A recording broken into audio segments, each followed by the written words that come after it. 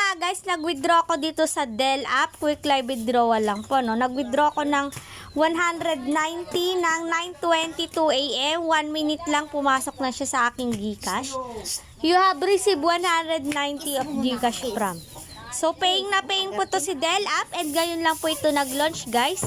Then, ang maganda dito, may libre po tayong products na 10 pesos. Tapos guys, ang minimum investment po is 200 pesos, which is ang daily income niya 62 pesos. So, same na same sila ni Ireland sa'yo, no? So, I hope na magtagal din to, katulad ni Ireland sa'yo.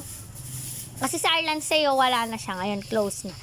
So, yung 500 pesos mo, kikita ng 160 pesos per day. Yung 1,000 pesos mo, kikita ng 330 pesos per day. Yung 2,000 pesos mo, kikita ng 700 pesos per day. And so on, guys, no?